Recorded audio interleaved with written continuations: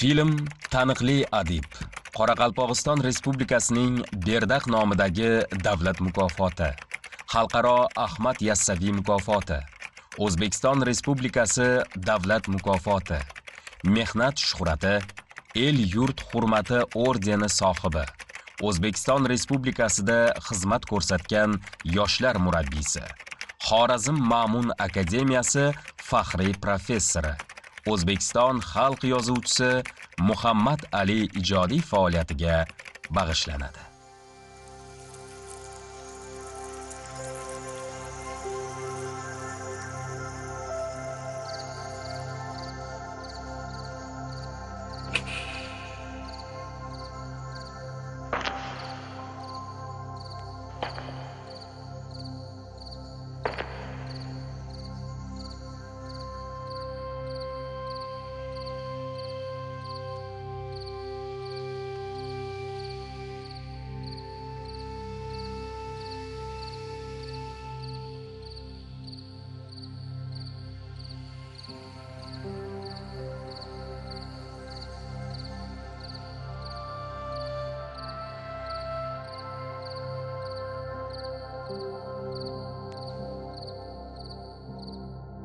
İnsanın tug'ilishi o'zi mo'jiza.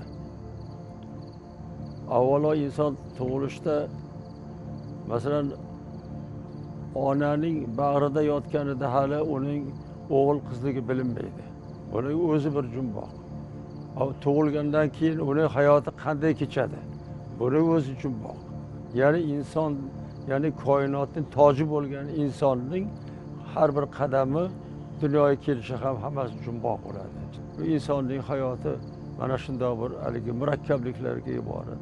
Bugun bir mo'jiza, asli mo'jizalar mo'jizasi. Bunga ba'zan insonning o'zining aqli yetmaydi. O'zbekiston xalq yozuvchisi davlat mukofoti sovrindori ustozimiz Muhammad Ali haqida so'zlash bir tomondan juda insonga bir faxr, iftixor bag'ishlaydi. Ikkinchi tomondan juda bir insonga katta bir mas'uliyat ham yuklaydi. Menga bir baxtim shundaki, nafaqat Toshkent shahridagi katta bir adabiy anjumanlarda, Qoraqalpog'iston Respublikasidan tortib butun viloyatlarda ustoz Abdulla Oripov, Muhammad Ali, Jumaniyot Jabborovlar bilan juda ham ko'p bir ijodiy safarlarda bo'lish bir baxtiga sazovor bo'lganman va mana shu jarayonlarni o'zida doimo Muhammad Alini yangi bir qirralarini kashf qilib borgandekman. Bugungi o'zbek adabiyotida, bugungi adabiy jarayonda yoshi ulug' bo'lsa-da faol ijod qilayotgan yozuvchilardan biri O'zbekiston xalq yozuvchisi Muhammad Ali ijodi haqida gapirganda men bir narsaga alohida diqqat qaratishni istardim. Bu yozuvchi konsepsiyasiga, yozuvchining dunyoqarashi, umuman ma'lum bir mavzularga sadoqat haqida. Nimaga? Bu kishi adabiyotning turli janrlarida, boshqacha qilib aytganda she'riyatning turli janrlarida, kichkina fardlardan tortib eng katta she'riy romangacha va prozada, kichkina bir hikoyalardan tortib tetralogiyacha, xuddi dramaturgiyada ham mana ajoyib bir Husayn Bayqora Alisher Navoiy haqida, Husayn Bayqora va Alisher Navoiy haqida, Ulug'bek haqida ajoyib dramatik asarlarni yozdi.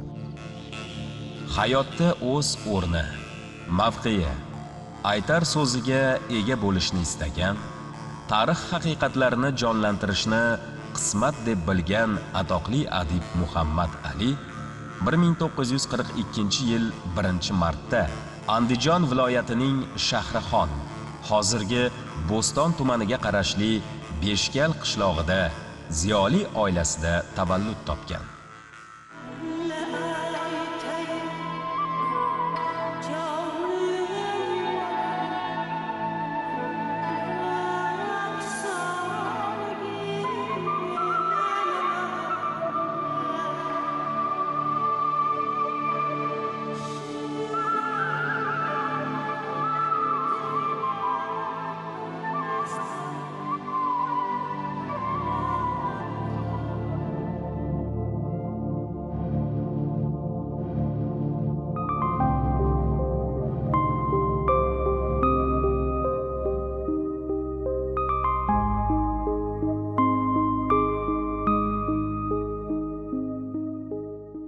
oilamizda 9 ta farzand edi.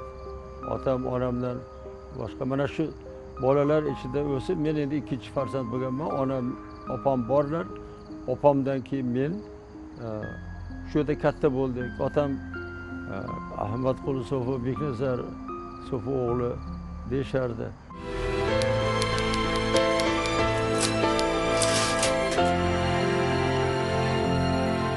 Bir shu yerda qishloq maktabida o'qidim. Qishloq maktabi ham juda bir bostirmani tagi desak to'g'riroq bo'ladi bugungi tushunchada.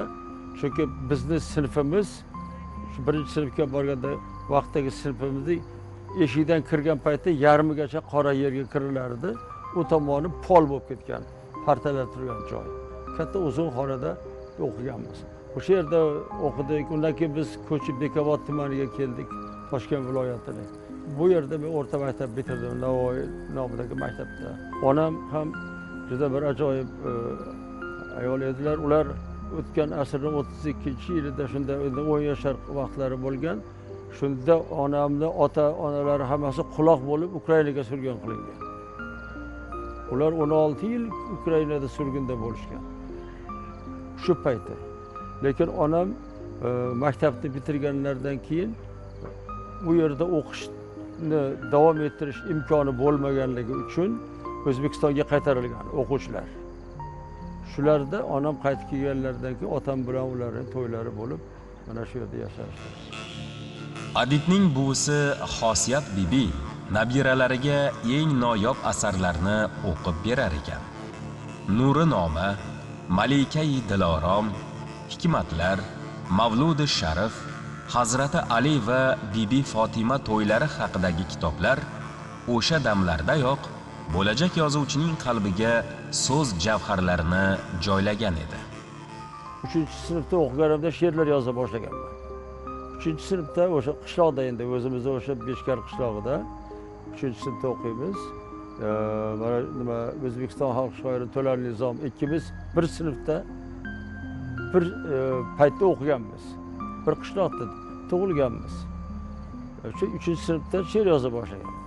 Birinchi she'rim bu 15 yoshimda. Shu gazetada bosilib chiqqan.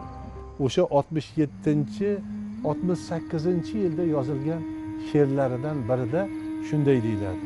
Men bahor kelganda osmonga boqaman. Osmonning ko'ksiga yulduzlar taqaman. Garchi keng, garchi sof, ul osmon, ul falak, lekin ul ostida yer yotar jon halak.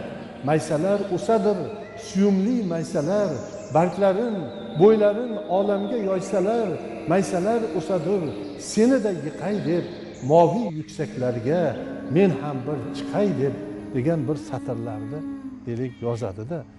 Yoki yana bir satrda aytadiki, yelkamizga oyoq qo'yishib, yana yelkang qattiq deya qilurlar ta'na.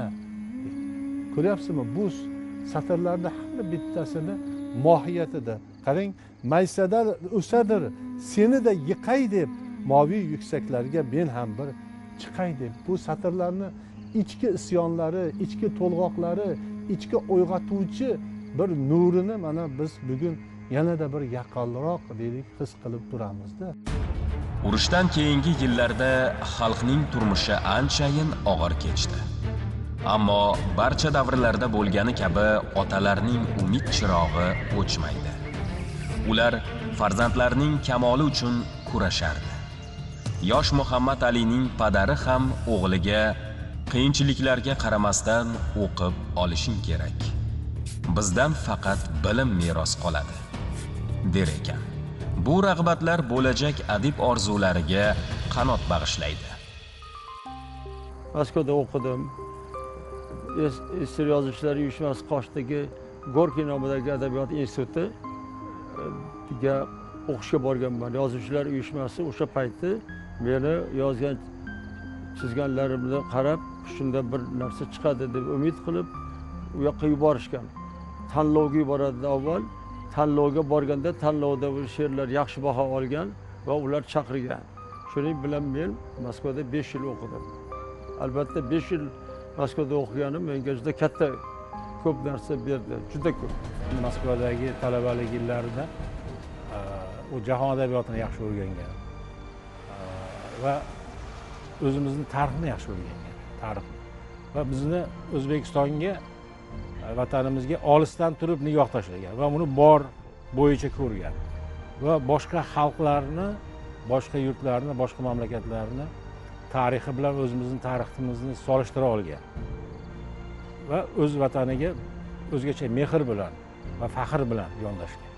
Mana shu she'rlarni puxtaligi, umuman ijodini zamini, poydevori mustahkamligi bu albatta biz o'zimizning tariximizni yaxshi o'rgangani va bunga nisbatan muhabbati bilan belgilanadi. Shuning uchun har bitta she'rning ildizi borib tarixga borib taqaladi. Chunki Muhammad Ali ijodi she'riyatida asosiy mavzulardan bittasi albatta tarix. Muhammad Ali she'rlaridagi o'sha dastlabki 60-yillardagi she'rlaridagi milliy o'zlik ruhi, istiqlol sog'inchi, hurriyat sog'inchi bilan bog'liq o'sha eng buyuk qadriyatlar, tuyg'ular Muhammad Alini ijodida jadidlarda nafasi bilan kirib kelganligini va bu tuyg'ular keyin ulg'ayib mana bu boqiy dunyodek, sarbadorlardek, ulug' saltanatdek buyuk asarlarga yetaklab olib kelganligini aytishimiz mumkin-da. Men bir kuni savol berdim. Muhammad Ali aka, sizni dastlabki 60-yillardagi she'rlaringizda men cho'lponni ruhini, cho'lponga xos tuyg'ularni, cho'lponga xos ohanglarni ko'rdim. Siz bularni o'sha paytda cho'lponni asarlari taqiq etilgandi. Siz qayerdan bir bahramandlikni ola oldingiz deganimda, Moskvada o'qib yurgan paytimizda ana shu eng katta kutubxonalarda hali bularni asarlari taqiqlangan emas edi. Ana shunda men cho'lponni soz degan kitobini, lotin alifbosidagi soz degan kitobini boshidan oxirigacha qo'lyozma qilib yozib chiqdim va ana shu asosda men juda katta bir ulug' bir bahramandlikni tuydim degan fikrlarni aytgandilar. Birinchi kitobim 67-yilda bosilib chiqdi. 66-yilda men Moskvada Adabiyot institutini bitirib keldim. Kelganimdan keyin Toshkentdan bu kitobim bosilib chiqdi. Muharririm Abdulla Oripov edi. Shundan mana bu keyin Sharqmiz jurnalida ishladim, keyin G'afurg'ulom nashriyotida ishladim. G'afurg'ulom nashriyotida ham 18 yil mehnat qildim shu yerda. Asosiy bir ajoyib nashriyot shu paytda bir ijodiy jarayon, ijodiy bir maktabga o'xshab qolgan edi. Juda katta ajoyib ijodkorlarimiz bu yerda ishlagan. Masalan, Mirkarim Osim ishlarida muharrir bo'lib, keyin mana Erkin Vohidov, Abdulla Oripov, Mir Temur domla, yana boshqa ko'p ijodkorlar, tarjimonlarimiz shu yerda ishlashardi, birga ishlaganmiz. Muhammad Ali dastavval she'rlari bilan tilga tushdi. Keyinchalik Mashrab, Gumbazdagi nur, Beshgul, Mehri va vafo, Avliyoning bashorati, Zaminda yashaymiz, Boqiy dunyo nomli dostonlarni yaratdi. Shundan ham ko'rinadiki, unda hayotni, borliqni epik tasvirlarda ko'rsatishga, katta voqelik, syujetga bog'liq asarlarni yozishga moyillik kuchli edi. 66-yilda Moskvadagi vaqtida Mashrab degan doston yozdim, birinchi. Men endi shu ijodda aytilmagan bir gapga yoki aytilmagan, olinmagan mavzuga murojaat qilishni bu qandaydir yaxshi ko'rar ekanman-da, endi o'ylasam. Shu hali aytilmagan, e'tibor berilmagan mavzular meni qiziqtirar ekan ko'proq. O'sha paytda men o'sha Mashrab haqida doston yozdim. Endi men Toshkentdagi vaziyatni bilmayman, Mashrabga munosabat qanaqa. Lekin men Moskvada o'qiyman. U yerda bemalol mana rus shoirlari, do'stlarimiz, ular o'zlarining tarixlari haqida, bemalol shoirlari haqida she'rlar, dostonlar yozishadi. Men Mashrab haqida doston yozdim. Endi Mashrab haqida o'zi o'sha payt gap aytib bo'lmas ekan. Bu yerda muhokamalardan o'tib, 67-yili e'lon qilindi. Keyin 67-yili men Gumbazdagi nur degan doston yozdim. Endi Gumbazdagi nur ham nima uchun? Amir Temur haqida. O'sha paytda. Endi Amir Temur haqida hech kim hech narsa deya olmaydi. Biror asar yozmaydi. Yana keldim, tarix bobo, yana senga davo qilurman, o'z haqqimni qilmoqni davo haqiqatning yo'li bilurman degan satrlar bor edi dostonda. Yoki neden mening shodligimdir kun, neden g'amgin kulishim menim, tarix tilga kiradi bir kun. Buguncha men aytay bilganim. O'sha payt yozilgan. Shu tariximiz haqida gap aytilmayapti, lekin aytishim kerak edi. Shunday satrlar aytilgan edi. Mashrab dostoni, Gumbazdagi nur dostonlari yaratildi. Bular o'z davrida inqilobiy dostonlar deb aytish mumkin. Chunki Amir Temur haqida bu 60-yillarda birov yozmagan, bu haqida gapirish ham mumkin bo'lmagan. Yoki Mashrab haqida. Endi Mashrab haqidagi dostondan avval Oybek Mashrab haqida bir she'r yozgan edi va undan keyin bu doston yozildi. Va bu yerda bularning hammasi bir-biriga mushtarak bog'langan sarvadorlar mavzusi, masalan, sarvadorlar qo'shig'i degan she'r bor. Bular Amir Temur mavzusidagi she'rlar hammasi bir-biriga mavzu jihatdan bir bog'lanib ketgan.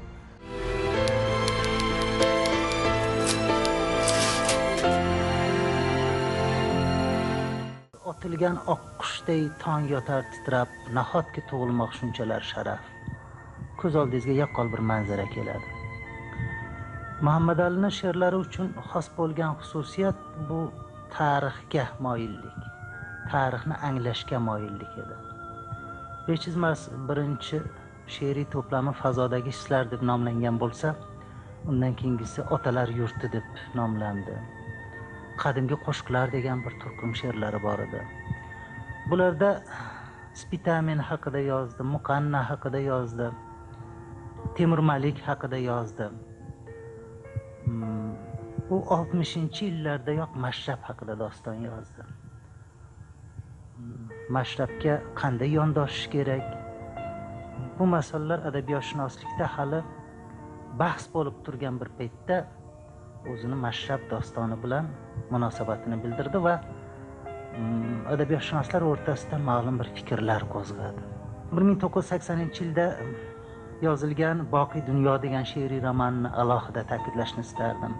Bu xalqimizni bosib o'tgan yo'li haqida, mardikorlik voqealari haqida, erkka, ozodlikka bo'lgan xalqimizdagi intilish haqida edi. Bu birinchilardan bo'lib bizni fidoyi bobolarimiz, jadidlar haqida yozdi. Ularni yorqin obrazlarni adabiyotga olib kirdi. Masalan, Abdulla Avloniy obrazini, Siddiqiy Ajiziy obrazini olib kirdi.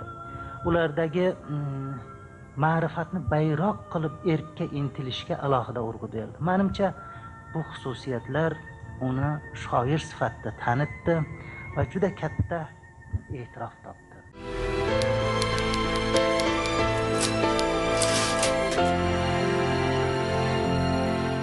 Boqiy dunyo romanni misolda ko'radigan bo'lsak, e'tibor qiling. O'zbek adabiyotida she'riy roman, ya'ni ma'lum ma'noda o'sha vaqtda bir 3-4 tagina she'riy roman bor edi. Bu Mir Muhsin domlaning Ziyod adibasi va Husniddin Sharipovning she'riy romani. Undan keyin mana Muhammad Ali yozdi.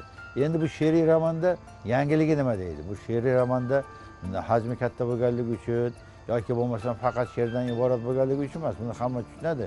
Hop, shunga yarasha she'riy romanga yarasha yuk bo'lganligi va yangiliki yozuvchi, shoir yo'lini topib Dukchi Eshon obrazini birinchi bo'lib adabiyotga olib kirgan. Odatda biror asar yozish fikri paydo bo'lsa, o'sha fikr g'oya yozilajak asarning shaklini ham o'zi bilan olib keladi. Biri she'r bo'lsa, boshqasi roman yoki publitsistik maqolaga aylanadi. O'tgan asrning 60-yillari oxirida adabiyotga kirib kelgan Muhammad Ali nazm, nasr, dramaturgiya, publitsistika va tarjimada 50 ga yaqin kitoblarni nashr ettirdi. O'z-o'zingni anglab yet. Oshiq bo'lmay haq didorini ko'rsa bo'lmas. Haqiqatdan chekinma tarix. Qafasdagi bulbullar, Amir Temur chamani, Amir Temur va Yildirim Boyazid. Tarix saboqlaridan xulosa chiqarib yashaylik. Amir Temur va Alisher Navoiy, Hazrat Navoiyning sirli olami va Temur tuzuklariga bag'ishlangan ona tariximizning shoh asari, esselari shular jumlasidandir. U hamisha tariximiz, hayotimizning dolzarb muammolari haqida qalam tebratgan. Masalan, shunday bir voqea bo'lib qoldi, shu haqida fikr qilish kerak edi. Agar buni roman qilib yozaman desangiz 4 yil vaqt kerak, 3 yil.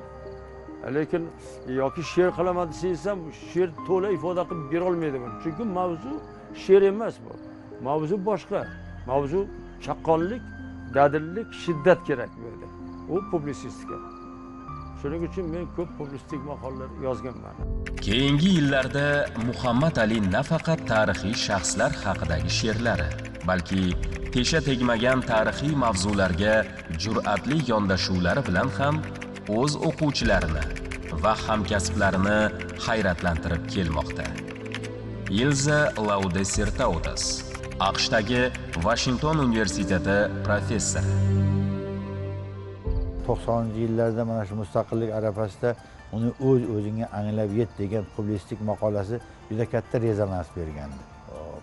Ya'ni butun boshqacha qilib aytganda millatni ko'zini ochgan, millatning ma'naviyatini bir qadam oldinga silishiga sabab bo'lgan asarlardan edi. O'zbekiston Shoir, yozuvchi, dramaturg, publitsist Muhammad Ali faoliyatining yana bir yorqin qirrasi bu uning O'zbekiston Milliy teleradio kompaniyasi bilan bog'liq damlaridir.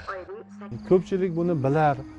Men Muhammad Alini O'zbekiston Milliy teleradio kompaniyasida juda katta ishlarni olib borganligiga guvohmiz. O'sha paytda adabiy dramatik eshitilishlar bosh muharririyatini bosh muharriri sifatida deylik Muhammad Ali qancha o'sha adib va zamondan tortib bir asar tarixidan tortib o'sha biz bilgan Bo'ston, Ilhom degan qancha ko'rsatuvlardan tortib bularni hammasiga deylik boshchilik qilganligini va bugun O'zbekiston Milliy teleradio kompaniyasini oltin fondida mana qancha deylik mana shunday asarlar saqlanganligini ham biz alohida deylik aytib o'tishimiz kerak.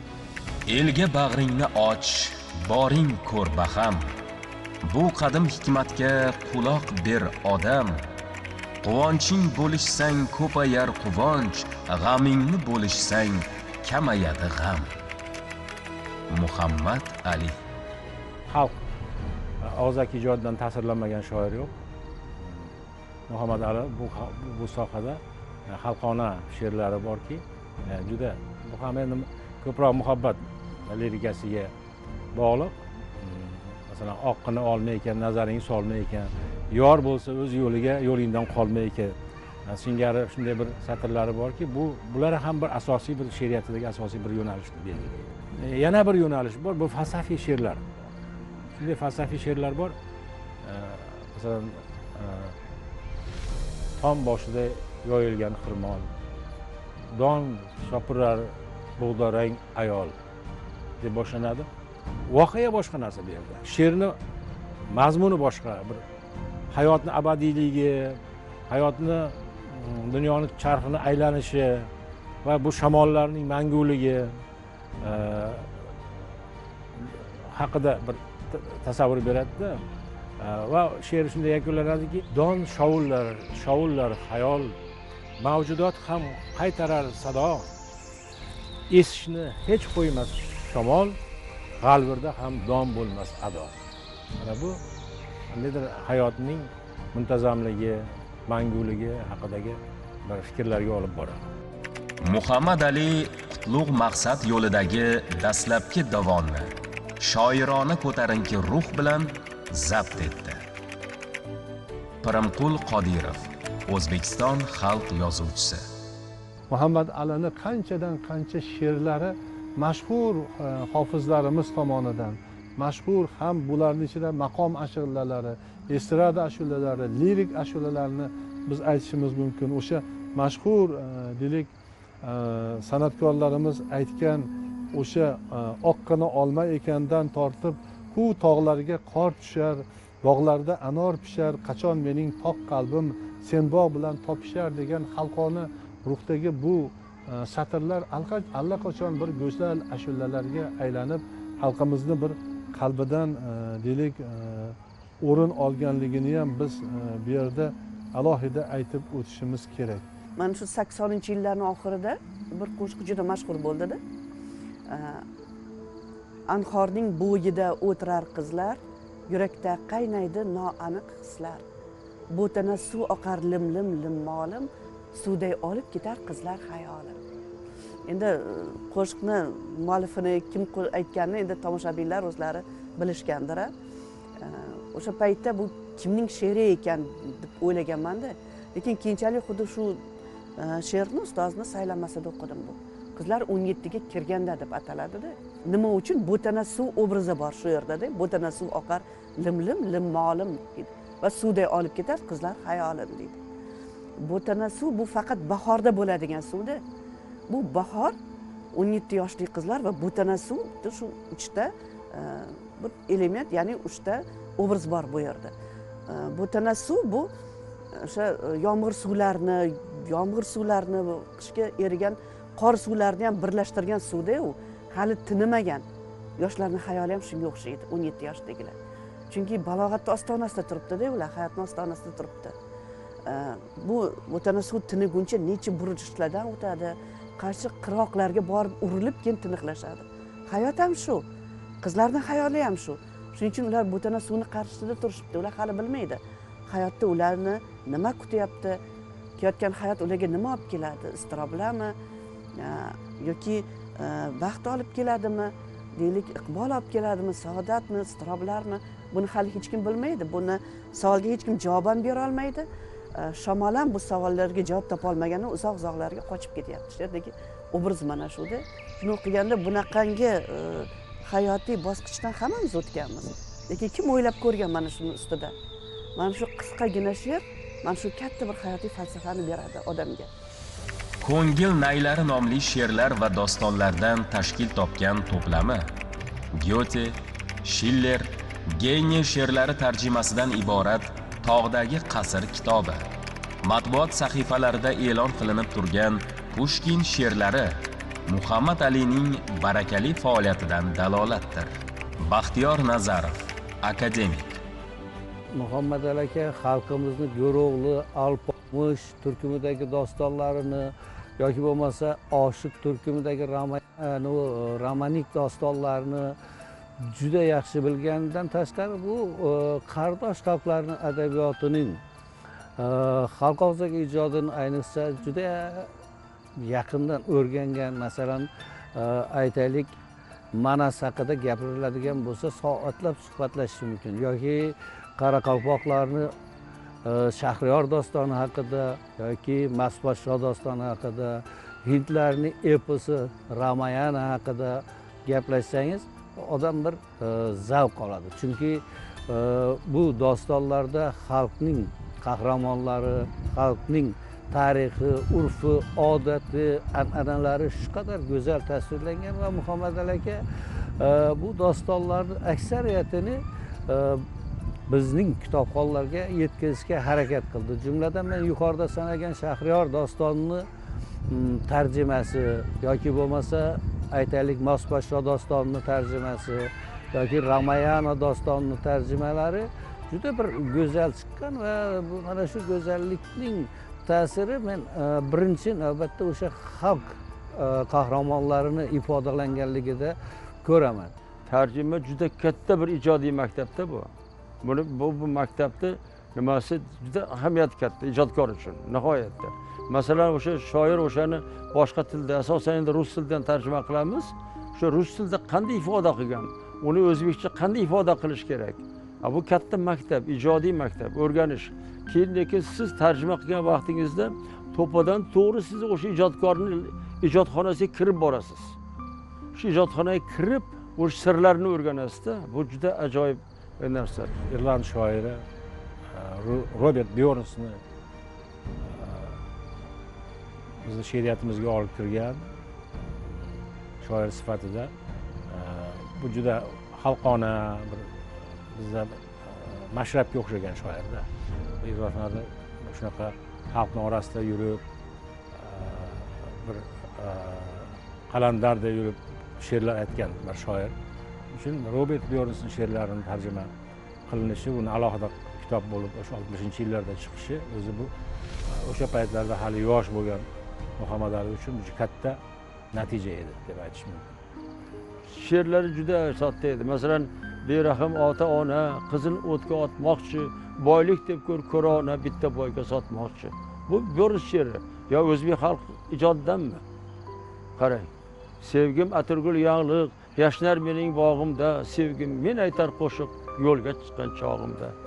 Bu o'zbek xalq qo'shig'i emas, bu Robert Byork she'ri.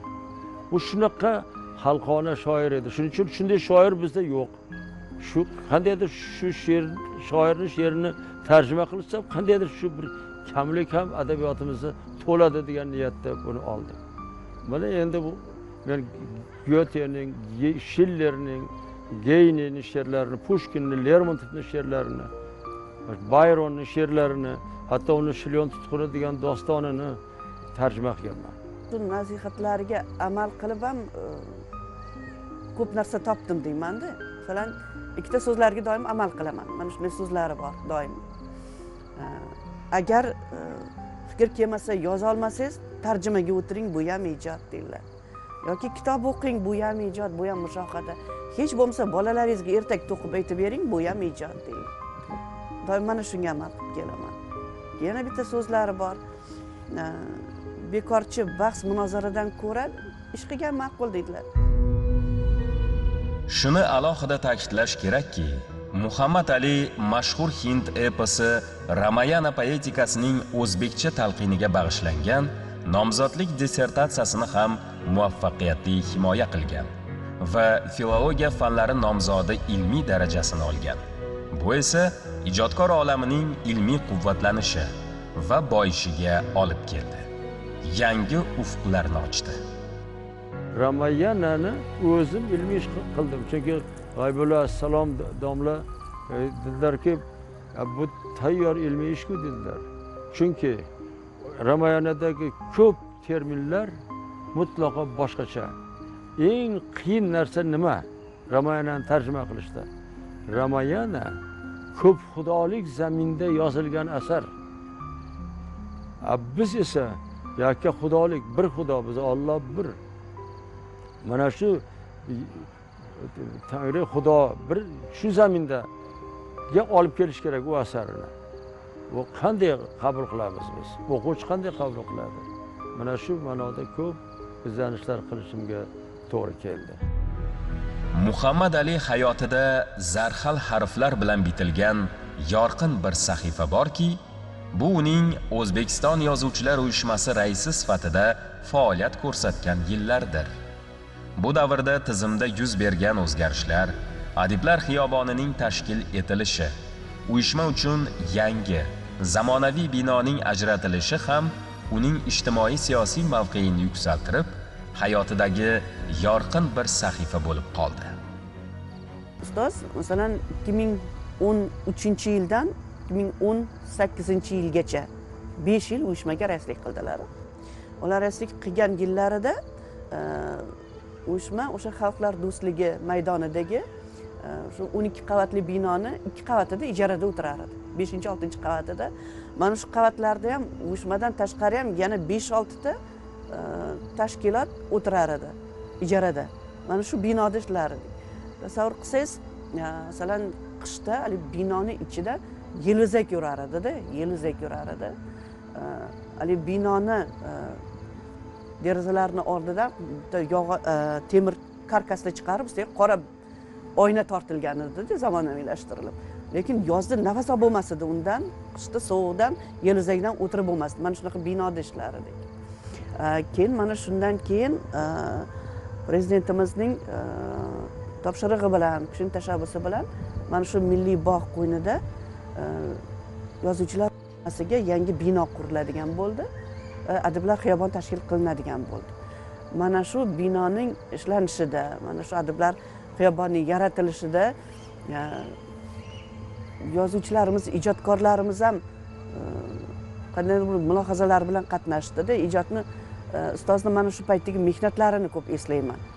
Endi Muhammad Alini biz avvalo shoir sifatida bildik. Undan keyin biz Muhammad Alini katta tarjimon sifatida bildik. Undan keyin Muhammad Alini biz katta yozuvchi sifatida bildik.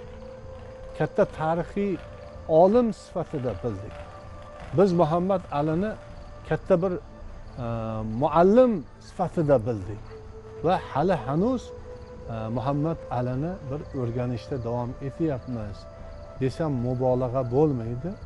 Chunki Muhammad Ali akam bitta yurakda, bitta qalbda juda bir katta salohiyatni mujassam etgan deylik bizning ulug' bir adiblarimizdan. Uyushmaga rais bo'lgan paytlarida juda ko'p kishini ijodga qaytarganlarini ko'rdimda. Men masalan o'sha paytlarda deylik O'zbek Energiyada ishlagan edim. O'sha paytda endi og'ir paytlar, u paytlar ko'pchilik o'sha tirikchilik qo'yida deyilgan, gonorar ishlash uchun, qalam haq ishlash uchun yo oyliga kattaroq bo'lsa ham adabiyotni tashlab boshqa sohalarda ishlab yurgan yozuvchi shoirlarimiz ham bo'lgan. Masalan, o'sha texnik hujjatlarni tarjima qilar edim men masalan. Yana biri o'sha bilim yurtida dars berib yurgan joyidan olib kelganlar uyushmaga. Mana shular hali ham uyushmada mehnat qilishyapti mana shu kishilar. Haligacha o'sha uyushmaning eng mehnatkash xodimlariga aylanishgan bugungi kunda. O'zbekiston xalq yozuvchisi Muhammad Ali hayoti va faoliyati, ijodi shu qadar serqirraki, bir ko'rsatuvda batafsil hikoya qilish qiyin. Shu boisdan adib ijodining mehrobi, mehvari bo'lgan Sohibqiron Amir Temur bilan bog'liq jihatlar haqida kelgusi dasturimizda fikrlashni lozim topdik. Unda Muhammad Ali ijodi va Amir Temur hayoti bilan bog'liq yanada qiziqarli ma'lumotlar taqdim etamiz. O'tkazib yubormang.